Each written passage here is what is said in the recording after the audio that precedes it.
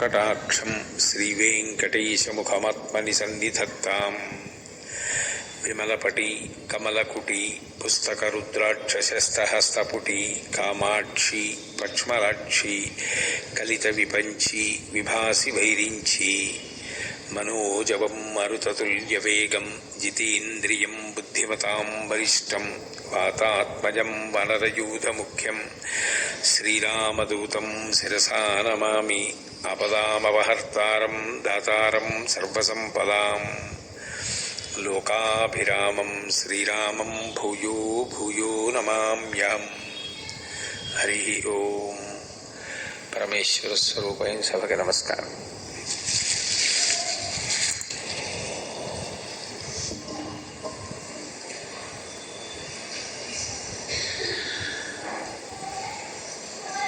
భోపాల్ పట్టణానికి నేను రావడం ఇది ప్రథమం. సరస్వతీదేవి దేవాలయం పునర్నిర్మాణం జరిగింది. ఆ సందర్భాన్ని పురస్కరించుకుని ఒక 2 రోజులు రావలసింది అని చెప్పి మూర్తి గారితో నాకు ప్రత్యక్షంగా పరిచయం లేకపోయినా వారు అనేక పర్యాయములు కోరినట్టు మీద రావడం జరిగింది. సరస్వతీదేవి యొక్క కటాక్షం అనేటటువంటిది ప్రధానంగా మనుష్యులకు మాత్రమే అన్వయం. ఇతర ప్రాణులు వీటికి అన్వయం కాదు. ఎందుకని అంటే సరస్వతి అంటే విద్యాధిదేవత, ఆమె భాషాధిదేవత, ఆమె వాణి, వాగ్రూపిణి. అందుకే ఇవేవి కూడా ఇతర ప్రాణులకు సంబంధించినటువంటి విభూతులు కావు. మాట్లాడగలగడం అనేటటువంటిది భగవంతుడు సృష్టిలో కేవలం మనుష్యునకు మాత్రమే ఇచ్చినటువంటి గొప్ప వరం. స్వరపీఠిక ఒక్క మనుష్యునకు మాత్రమే ఇవ్వబడింది. అందుకే ఒక్క మనిషి మాట్లాడగలడు తప్ప ఏ ఇతర ప్రాణి కూడా మాట్లాడగలిగినటువంటి అదృష్టాన్ని పొంది ఉండదు. కేవలం మాట చేత తరించగలడు. 2 శాస్త్రాన్ని గురువుని ఈ రెండిటిని ఆధారం చేసుకుని శ్రద్ధాభక్తులతో జీవితంలో అనేక విషయాల్ని తెలుసుకుంటూ ఉన్నతిని పొందగలిగినటువంటి అదృష్టం మనిషి ఒక్కడికి ఉంది తప్ప ఏ ఇతర ప్రాణికి కూడా అటువంటి అవకాశాన్ని భగవంతుడు ఇవ్వలేదు. అందుకే వివేక చూడామణి చేస్తూ శంకర భగవత్పాదులు ప్రారంభంలోనే ఒక మాట అంటారు, జంతువునాం నరజన్మ దుర్లభం అంటారు. అనేకమైన శరీరాలు ఉంటాయి. ప్రతి శరీరానికి షడూర్ములు ఉంటాయి. ఆకలి ఉంటుంది, దప్పిక ఉంటుంది, జర వృద్ధాప్యం ఉంటుంది, మరణం ఉంటుంది, శోకం ఉంటుంది, మోహం ఉంటుంది. ఈ 6 అన్ని ప్రాణులకు ఉంటాయి. కానీ అధికంగా మనిషికి భగవంతుడిచ్చినటువంటి గొప్ప వరం ఏమిటి అంటే తాను మంచి విషయములను తెలుసుకోగలడు. అనేకమైనటువంటి శాస్త్రములను అధ్యయనం చేసి తాను తరించగలడు. బుద్ధి వికసనం చేత మంచి మాటలను ఇతర ప్రాణులకు చెప్పి ఇతర ప్రాణులలో ఉండేటటువంటి అంటే ప్రధానంగా మనుష్యుల యందు ఉండేటటువంటి అజ్ఞానమును తాను దహించగలడు. ఇది ఒక్క మనిషికి మాత్రమే అన్వయం. అందుకే సరస్వతీ కటాక్షము అన్న మాటకు అర్థం కేవలం చదువు ఒక్కటి ఉండడము అని అన్వయం చెయ్యలేదు. సరస్వతీ కటాక్షమును కలిగి ఉండుట అన్న మాటని చాలా విస్తృతమైనటువంటి స్థాయిలో శాస్త్రములు వ్యాఖ్యానం చేశాయి. అసలు చదువుకొనుట, తెలుసుకొనుట అన్న మాటని దేని చేత పర్యాయపదంగా చెప్తారు అంటే విద్య. విద్య అంటే విద్ అన్న ధాతువులోంచి వచ్చింది. విద్ అంటే తెలిసికొనుట. ఏది తెలుసుకొనుట అంటే ఏది తెలుసుకున్న తర్వాత ఇక తెలుసుకోవడానికి వేరొకటి ఉండదు. అది తెలిసే పర్యంతము తెలుసుకున్నవాడెవరో ఆయన విద్యావంతుడు. అంటే ఏది తెలియబడిన తరువాత వేరొకటి తెలియబడవలసిన అవసరం ఉండదు. అంటే అటువంటి వస్తువు ఈ లోకం మొత్తం మీద ఉన్నది పరబ్రహ్మం ఒక్కటే. పరబ్రహ్మము తెలిసిన తరువాత ఇక ఏ ఇతర విషయము తెలియవలసిన అవసరం ఉండదు. అన్నీ దాని యందే ఉంటాయి. అందుకే చదివించిరినను గురువులు చదివితి ధర్మార్థ ముఖ్య శాస్త్రంబులుని చదివినవి కలవు పిక్కులు చదువులలో మర్మమెల్ల చదివితి తండ్రి అంటాడు ప్రహ్లాదుడు. అన్ని చదువులకు ఆధారమైనటువంటి వాడెవరో, సమస్త విద్యలకు ఆలవాలమైన వాడెవరో వాడు అనుభవంలోకి రావడమే విద్య యొక్క చిట్ట చివరి ప్రయోజనం. విద్య వలన ఏమిటి ప్రథమంగా రావాలి అని అడిగారు. అడిగితే విద్య వలన మొదట వచ్చేటటువంటి లక్షణం ఏది అంటే వినయం. ఎందుకని అంటే విద్య అంటే తెలుసుకొనుట. అయితే తెలుసుకోవడం మొదలు పెట్టగానే మొదట ఏది తెలియబడాలి అంటే నాకు తెలియనివి చాలా ఉన్నాయి అని తెలియాలి. నేనేవో 2 పద్యాలు చెప్పాను అనుకోండి, నేను సర్వశాస్త్ర పారంగతుడిని అనుకుంటే ఎలా? ఈ 2 శ్లోకాలు 2 పద్యాలు నేను చెప్తే నన్ను తీసుకెళ్ళి ఒక గ్రంథాలయంలో నించోబెడితే అందులో ఎన్ని పుస్తకాలు నేను చదివి ఉంటాను? చదివిన పుస్తకాల్లో ఎన్ని విషయాలు నాకు ధారణలు ఉంటాయి? నాకు ఎన్ని శ్లోకాలు ఎన్ని పద్యాలు కంఠగతమై ఉంటాయి? నాకు తెలియని విషయాలు ఎన్ని ఉన్నాయి లోకంలో? జ్యోతిష శాస్త్రం ఉంది, సంగీతం ఉంది, వీణావాద్యం ఉంది, వేణుగానం ఉంది, వేదం ఉంది, వేదభాష్యం ఉంది, బ్రహ్మసూత్ర భాష్యం ఉంది, సాహిత్యం ఉన్నది, నృత్యం ఉన్నది, శిల్పం ఉన్నది, ఎన్నో శాస్త్రాలు ఉన్నాయి. ఇన్ని శాస్త్రాలలో నాకు తెలిసి ఉన్నది ఏ పాటి అంటే అన్ని విషయములతో పరిశీలనం చేస్తే నాకు తెలుసున్నది బహు కొద్ది. ఇంత తక్కువ నాకు తెలిసి నేను తెలుసుకోవలసినది చాలా ఉన్నది అని అన్నప్పుడు నేను తెలుసుకోవలసిన విషయాల్ని రచించిన మహానుభావులే ఉన్నారు. నేను కేవలం అందులో ఓ పద్యం చెప్పాను అనుకోండి, పోతన గారి భాగవతంలోంచి ఓ పద్యం చెప్పాను అనుకోండి, ఒక పద్యం చెప్పే నేను ఇంత బాగా చెప్పాను అనుకుంటే మరి 12 స్కంధములను ఆంధ్రీకరించినటువంటి పోతన గారు ఏమనాలి? ఆయన పేరు పోతరాజు అయితే చివర నాకెందుకు రాజరికమని పేరులో పోతరాజులో రాజు తీసేసి నేను పోతనా అన్నారు ఆయన. అసలు నిజానికి ఎవరు బాగా చదువుకున్నారో వాళ్ళ యందు మొదట కనపడే లక్షణం ఏమిటంటే వినయం. ఎందుకు వినయం వస్తుంది అంటే నాకు తెలియనివి చాలా ఉన్నాయి, నాకే పాటి తెలుసు అని కాకుండా నాకు ఏదో ఒక్కటి తెలుసు, నేను ఇది అయి ఉన్నాను అన్నదానితో మమేకమై నిరంతరము అదే స్మరించేటటువంటి వారికి ఏమవుతుందంటే అహంకారము కలుగుతుంది. అహంకారమును తీయగలిగినటువంటి వాడెవరు అంటే గురువు ఒక్కడే. అందుకే గురువుని శిష్యుణ్ణి శాస్త్రంలో కేవలం గురు శిష్యులు అన్న మాటలు పెట్టి పిలవరు. వినీతుడు, వినీయుడు అని 2 పేర్లు. ఆ గురువుగారు తనకు ముందున్నటువంటి గురువు గారిని తలుచుకుని సంతోషాన్ని పొందుతూ ఉంటారు. ఎప్పుడు ఆ గురువు గారి పేరు చెప్పేటప్పటికీ కళ్ళమ్మట నీళ్లు కారతాయి. ఆయన లేని నాడు నేను ఎక్కడుంటాను అంటారు. ఈ గురువు దగ్గర నేర్చుకున్న శిష్యులు మొదట గురువుని చూసి నేర్చుకునేది ఏది అంటే ఆ వినయం నేర్చుకుంటారు. అందుకే సరస్వతి కటాక్షంగా విద్యాభ్యాసం చేసేటప్పుడు మొట్టమొదట కలిగేది ఏది అంటే వినయము కలుగుతుంది అన్నారు. విద్యా దదాతి వినయం. చదువుకున్న వాళ్ళందరూ గర్వాన్ని పొందాలి అని అనుకున్నారనుకోండి, అంతకన్నా అన్యాయమైన విషయం సమాజంలో ఇంకోటి ఉండదు. చదువుకున్నవాడు చదువుకోని వాడి కన్నా భిన్నంగా ఎందుకుంటాడు అంటే ఎంత బాగా చదువుకున్నాడో, ఎంత పెద్ద చదువు చదువుకున్నాడో అంత వినయంతో ఉంటాడు. రాముడు సాక్షాత్ శ్రీమన్నారాయణుని యొక్క అవతారం. ఆయనకి తెలియనటువంటి విషయం ఏం లేదు. సర్వే వేదవిద శూరాః, సర్వే లోకహితే రతాః, సర్వే జ్ఞానోపసంపన్నాః, సర్వే సముదితా గుణైః అంటారు వాల్మీకి మహర్షి రామాయణం బాలకాండలో. వశిష్ఠుడి దగ్గర విద్యాభ్యాసం చేసినటువంటి రాముడు సమస్త శాస్త్రములు చదువుకున్నాడు. విశ్వామిత్రుడి దగ్గర అంత వినయంతో ప్రవర్తించాడు. అంత వినయంతో ప్రవర్తించి మారీచ సుబాహులు ఇద్దరినీ కొట్టినప్పుడు సుబాహుడు మరణించాడు. మారీచుడు దూరంగా తరిమి వేయబడ్డాడు మానవాస్త్రం పెట్టి కొట్టినప్పుడు. ఇంత విజయాన్ని సాధించినటువంటి రాముణ్ణి యజ్ఞ సంరక్షణం అయిపోయిన తర్వాత విశ్వామిత్రుడు పిలిచాడు. సహజంగా ఏదైనా ఒక గొప్ప విషయాన్ని సాధిస్తే అందరూ పొగుడుతారు. పొగట్ట గర్వం పెరగడానికి కారణమవుతుంది. పరిశీలించుకోవడం చేత కాకపోతే ఆ గర్వంతో ఉండాలి కదా, అందులో చిన్నపిల్లవాడు. కానీ రాముడు వెళ్ళి విశ్వామిత్రుడి దగ్గర నిలబడి ఒక మాట అంటాడు. ఇమౌస్మ మునిశార్దూల కింకరౌ సముపస్థితౌ ఆజ్ఞాపయ యథీష్టం వై శాసనం కరవామకిం అంటాడు. ఓ విశ్వామిత్ర మహర్షి, నేను రాజకుమారుణ్ణని, నేను భవిష్యత్తులో రాజ్యం ఏలుతానని, నేను సుబాహుణ్ణి చంపాను, తాటకను చంపాను, మారీచుణ్ణి మానవాస్త్రం పెట్టి దూరంగా చిమ్మి వేశానని, అందరూ గౌరవించినట్టు మీరు నన్ను గౌరవించి మాట్లాడతారేమో, అలా వద్దు, మాట్లాడవద్దు. శాసనం కరవామకిం, లోకంలో ఎవరు చెప్పినా సలహా, గురువుగారు చెప్తే శాసనం. నేను కింకరుణ్ణి, ఒక శిష్యుడిగా మీ దగ్గర నేను కింకరుణ్ణి. ఆజ్ఞాపయ యథేష్టం వై, మీరు నన్ను ఆజ్ఞాపించండి, ఇది చేసి పెట్టండి అని అడగద్దు.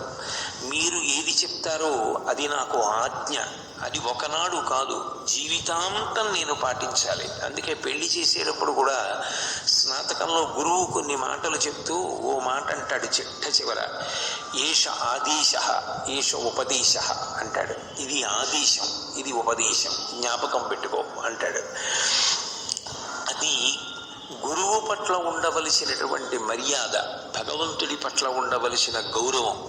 ఎంత చదువుకుని ఉన్నాడో అంత వినయంతో ప్రవర్తించగలిగిన నాడే నిజానికి ఆ చదువు సార్థక్యమైంది అని గుర్తు. అందుకే విద్య వలన వచ్చేటటువంటి మొట్టమొదటి లక్షణం ఏది అంటే వినయం. విద్యా దదాతి వినయం, వినయాద్యాతి పాత్రతాం. ఇది సరస్వతీ కటాక్షము అన్నారు. వినయాద్యాతి పాత్రతాం.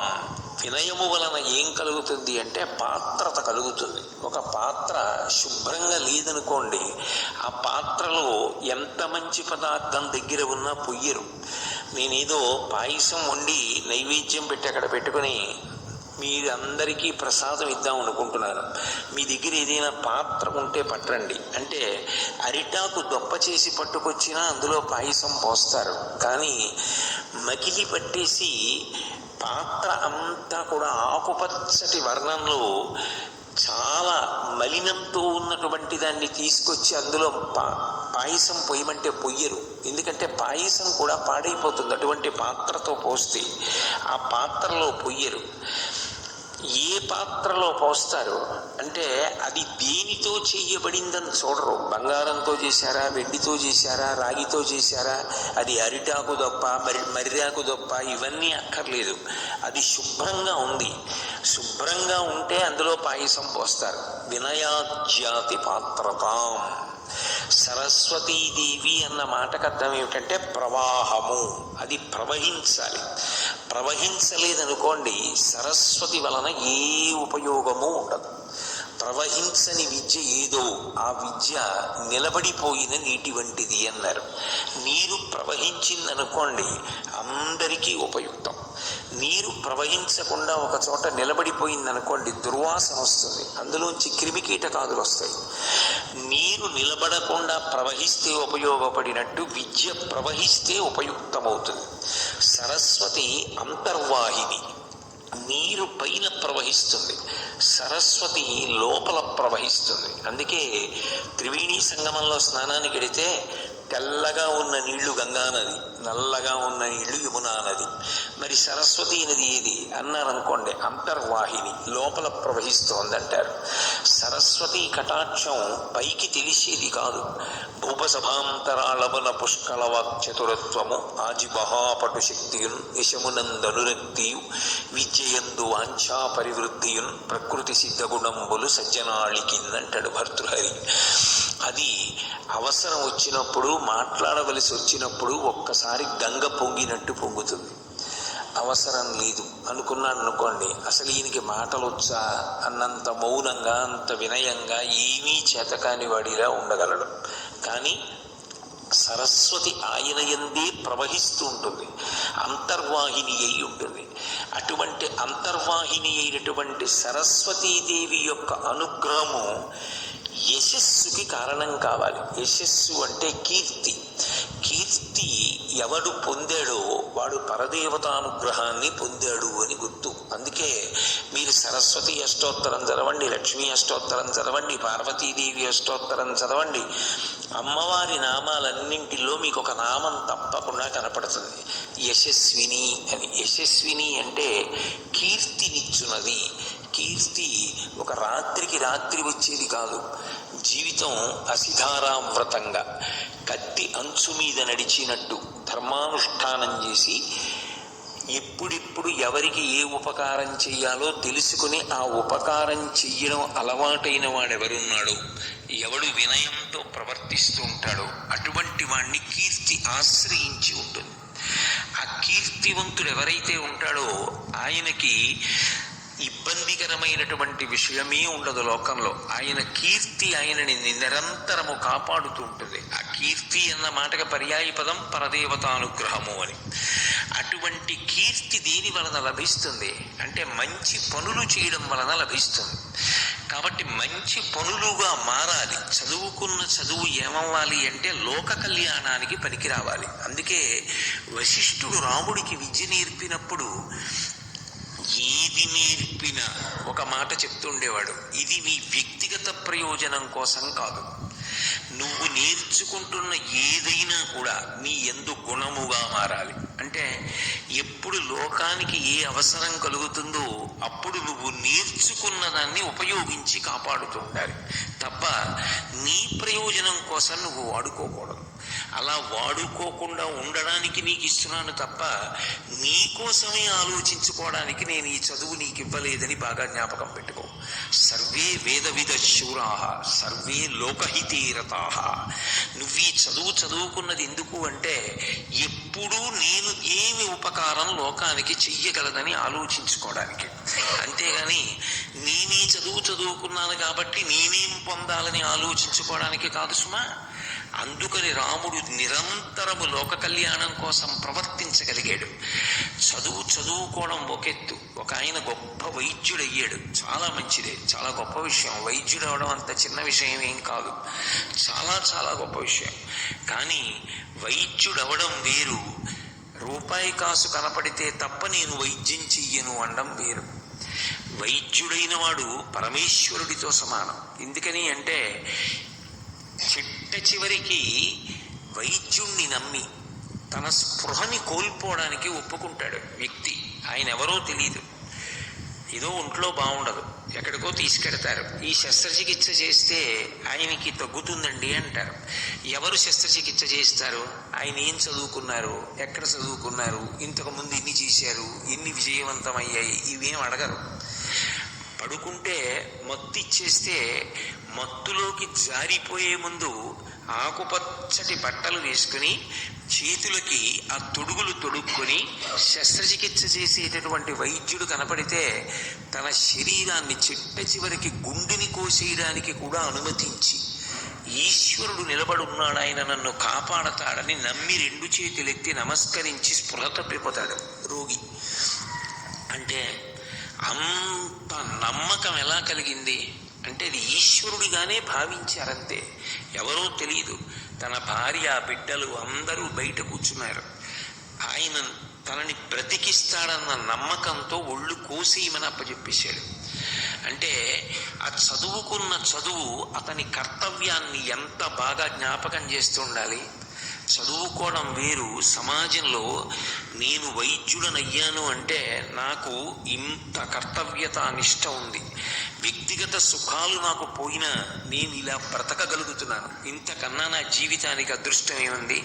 ఎక్కడెక్కడ ఎవరెవరు నన్ను తలుచుకుని మా ఇంట దీపం పెట్టిన మహానుభావుడని నా గురించి చెప్పుకుంటూ ఉంటారు. కాబట్టి వ్యక్తిగత సుఖం పోయినా, ఒక రాత్రి నిద్రపోయినా, ఒక రోజు భోజనం మానవలసి వచ్చినా నేను చెయ్యడం గొప్ప అని చెయ్యడానికి ఆతృత పొందినవాడెవడో వాడు ఆ చదువు చేత సార్థక్యాన్ని పొందాడు. కాకుండా కేవలం చదువు కష్టపడి ప్రభుత్వం చెప్పించేస్తే, కష్టపడి ఆచార్యులు చెప్పేస్తే, ఉపాధ్యాయులు చెప్పేస్తే చదువుకుని వైద్యుడి ఆ వైద్యాన్ని కేవలం స్వప్రయోజనం కోసమే వాడతానంటే అప్పుడు అది ప్రమాదకరం అవుతుంది. అది సరస్వతీ కటాక్షము అనడానికి వీలు కుదరదంది శాస్త్రం. ఎందుకనంటే లోకహితము లేదు, స్వార్థమునకు మాత్రమే ఉపయోగపడింది. తపస్సు చేసి గొప్ప గొప్ప శక్తులు పొంది ఇంద్ర పదవి మొదలైనవి మాత్రమే కోరుకుని లోకహితం అక్కర్లేని వాళ్ళు రాక్షసులు అని పిలిపించుకుంటే, బాగా చదువుకుని లోకహితం అక్కర్లేకుండా నేను బాగుంటే చాలనుకుంటే అది సరస్వతీ కటాక్షం అనిపించుకోదు. అందుకే కేవలము విద్యయందు గొప్ప పరిణతి పొందడం ఒక్కటే సరస్వతీ కటాక్షమని శాస్త్రములు మాట్లాడలేదు.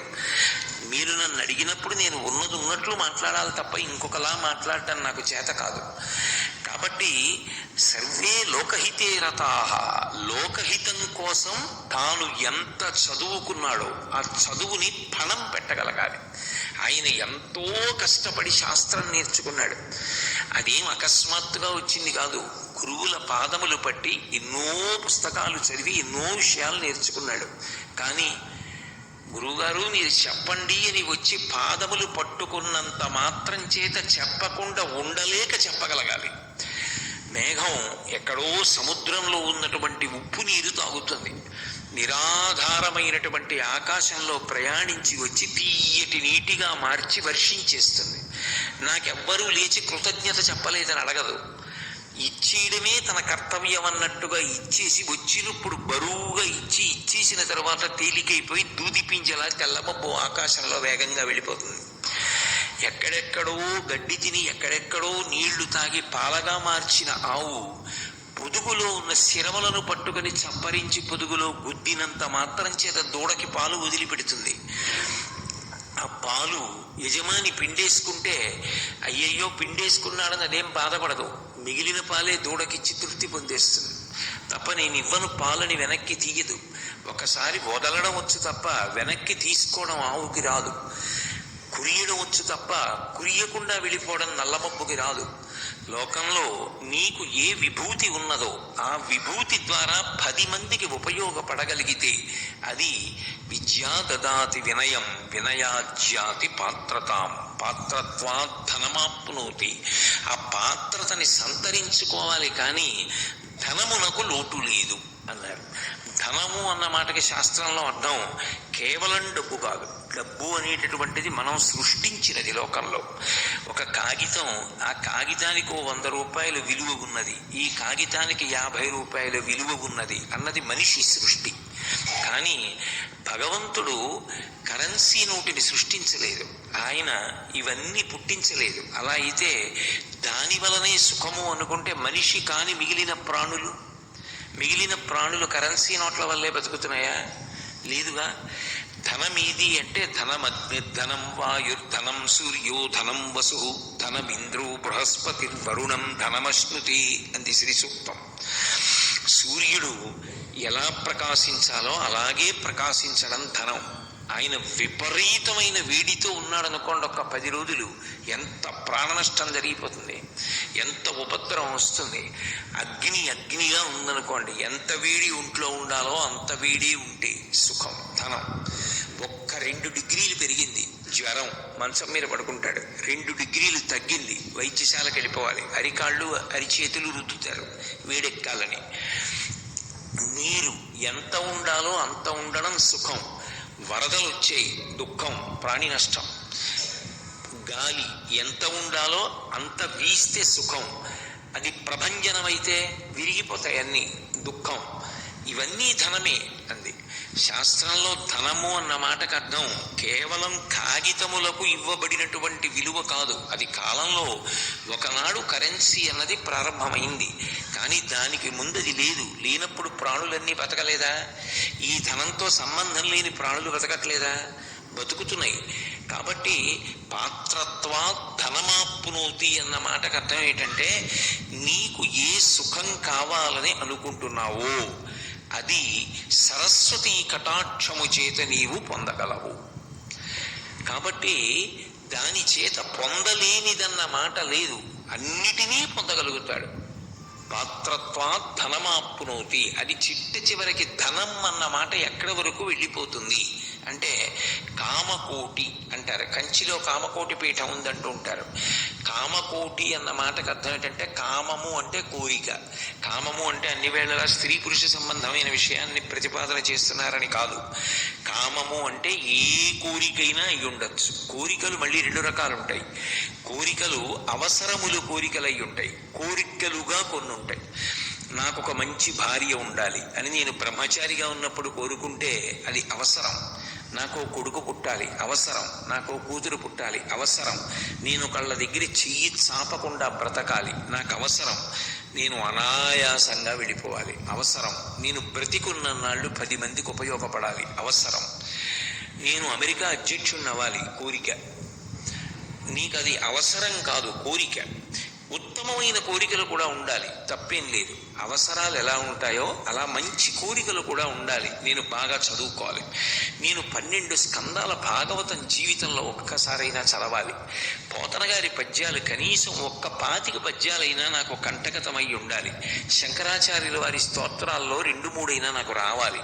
అసలు శంకరులు ప్రతిపాదించినటువంటి అద్వైత వేదాంతానికి సంబంధించిన వ్యాఖ్యాన గ్రంథాలు 1-2 అయినా నేను చదవాలి, మహాత్ముల జీవిత చరిత్రలు పరిశీలించాలి, ఒక 10 దేవాలయాలు చూడాలి, ఈ భూమి మీద ఉన్న అద్భుతమైన ప్రదేశాలు కొన్ని చూడాలి. అవన్నీ తప్పేం లేదు, అవన్నీ కోరికలై ఉండొచ్చు. ఆ కోరికలు పాడు చేసే కోరికలు ఏం కావు, అవి ఉండవలసిందే. అది మనిషి సంస్కారం పెరగడానికి హేతువులవుతాయి. ధనము అన్న మాటకు అర్థం ఏంటంటే ఇవన్నీ కూడా కామకోటి, ఈ కోరికలన్నీ తీర్చగలదు సరస్వతి యొక్క కటాక్షము చేత. కామకోటి అంటే ఈ కోరికలకి చిట్ట చివరి హద్దేది అంటే మోక్షం. ఇక నేను అసలు ఈ శరీరంలోకి రాకూడదు, వచ్చేసాను కాబట్టి ఇది నాకు చిట్ట చివరి శరీరం కావాలి, ఆఖరిసారి చనిపోవాలి. ఇక చనిపోవడం అన్న మాట ఇప్పుడు మళ్ళీ పుడితే ఇక నేను ఈ జనన మరణ చక్రం నుంచి విడుదల పొందాలి, ఇక నేను రాకూడదు, ఈశ్వరుని యందు ఐక్యం అయిపోవాలి, అది మోక్షం. నాకు ఆ మోక్షం కావాలి, దాన్ని కామకోటి చివరి హద్దు అంటారు. అందుకే సరస్వతీ కటాక్షమనకు ప్రారంభం ఎక్కడా అని ఒక పెద్ద ప్రశ్న, దాని మీద ఒక పెద్ద చర్చ చేశారు శాస్త్రంలో. అది ఎక్కడ ప్రారంభమవుతుంది అంటే బుద్ధి వికసనం అనేటటువంటిది సరస్వతి యందున్న ప్రధాన లక్షణం. అందుకే తామర పువ్వులో కూర్చుంటుంది ఆవిడ. నిజానికి తామర పువ్వులో కూర్చోవడం ఏమిటి? తామర పువ్వు వేసి ఎవరైనా కూర్చోండి అంటారా? కూర్చోమన్నా తామర పువ్వులు ఎవరైనా కూర్చుంటారా? తామర పువ్వులో కూర్చోవడం అన్న మాటకు అర్థం సృష్టి యొక్క వికసనము, బుద్ధి వికసనము. అది ఎలా రేకులు రేకులు విప్పుచుకుని దుద్దు కనపడుతూ లోపల తేనె ఉంచుకుందో అలా బుద్ధి కూడా పరిణతి పొంది వికసనాన్ని పొందడాన్ని చూపించడం ఆసనంగా చెప్తారు, అది సంకేతం. కాబట్టి ఆమె పద్మమునందు కూర్చుని ఉన్నది అంటే ఆమె బుద్ధినిస్తుంది. బుద్ధి అంటే కేవలంగా ఏదో నిర్ణయం చేయడం ఒక్కటి కాదు, బుద్ధి ఎందు 7 పొరలను ఇవ్వగలిగినటువంటి శక్తి ఎవరో ఆమె సరస్వతి. అందుకు చిన్న పిల్లల దగ్గర నుంచి అందరినీ సరస్వతి పూజ చెయ్యండి అంటూ ఉంటారు, సరస్వతికి నమస్కరించండి అంటారు. సరస్వతీదేవికి నమస్కారం, సరస్వతీదేవికి పూజ మనిషిగా పుట్టిన ప్రతివారు చేస్తారు. ఎందుకు చేస్తారు అంటే కారణం ఆమె 7టిని అనుగ్రహిస్తూ ఉంటుంది. అవి మెట్లు, సోపానములు, ఒకదాని తర్వాత ఒకటి ఎక్కుతాడు.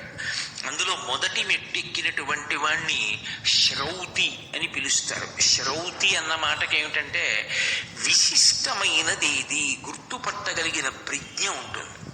లోకంలో పుట్టుకతో ఎవ్వరూ ఏమీ చెప్పకుండా ఎవరికి ఇష్టమైనవి వాళ్ళకు ఉంటాయి, కానీ అందులో ప్రధానంగా ఇష్టమైనది ఏమై ఉంటుంది? సుఖపెట్టేవేవో అవన్నీ ఇష్టమవుతాయి. పిల్లలకి మొట్టమొదట ఇష్టమైంది ఏమిటి అంటే ఉయ్యాల. ఊయలలో పడుకోబెట్టారనుకోండి వాళ్ళకి ఎంతో ఇష్టం, ఎందుకంటే ఊగుతుంటే బాగుంటుంది కాబట్టి. అంటే శరీరానికి, మనసుకి, ఇంద్రియాలకి సంతోషం ఇచ్చేదేదో అదే నిజానికి ప్రీతిపాత్రమైంది. కానీ తండ్రి తల్లి చెప్తారు, కాదు అసలు నీ జీవితాన్ని గట్టెక్కించేవాడు, నీకు విద్యనిచ్చేవాడు, మనిషిగా పుట్టినందుకు నీ జన్మ సార్థక్యం ఇవ్వగలిగిన వాడు ఎవరో తెలుసా? గురువు. ఆ గురువుని గౌరవించాలి. భగవంతుడి సేవ వేరు, అది పెద్దవాడు అయ్యాక చేద్దువు గానివి. గురు శుశ్రూష నేర్చుకో. గురు శుశ్రూష స్థాన శుశ్రూష, దేహ శుశ్రూష, ఆత్మ శుశ్రూష అని 3గా ఉంటాయి.